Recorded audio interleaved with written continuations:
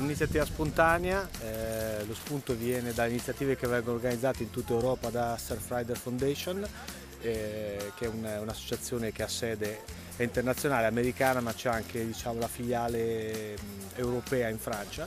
Quindi organizza una serie di pulizie spontanee in tutte le spiagge europee.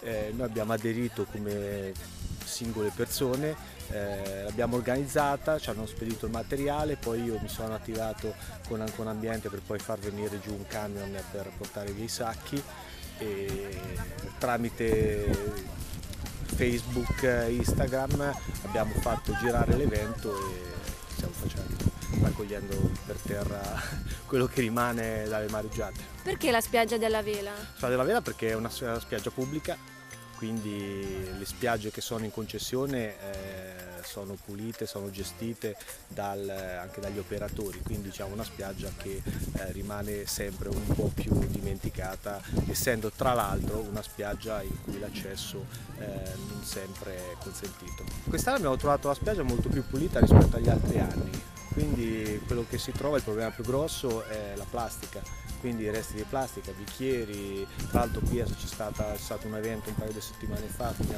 troviamo un po' le cannucce, resti dei bicchieri, materiale di questo genere, un po' di vetrorotto abbiamo trovato, però abbiamo visto, forse perché è la terza edizione che facciamo, quindi a forza di pulire magari si hanno anche dei risultati a lungo termine, abbiamo visto che c'è molto meno sporco rispetto al primo anno che siamo venuti. Sono un paio d'ore che lavoriamo, abbiamo trovato tantissimo polistirolo, tanta plastica, qualche lattina e un po' di vetro. Stiamo cercando di ripulire la spiaggia della Vela da tutti i rifiuti che si sono accumulati durante quest'ultimo anno.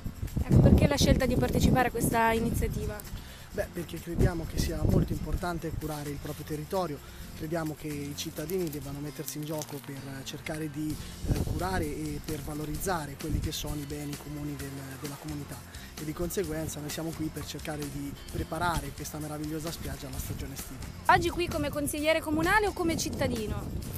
In primis come cittadino, ma anche come consigliere comunale, nella misura in cui le due figure per me sono sempre andate di pari passo, quindi essere consigliere comunale è essere in prima persona un cittadino attivo e quindi fare volontariato per la città. Stiamo trovando di tutto, sicuramente il frutto di anni di inciviltà, ma anche di incuria da parte di un territorio che molto spesso si dimentica di tutelare posti stupendi come questi. Plastica, tanta plastica.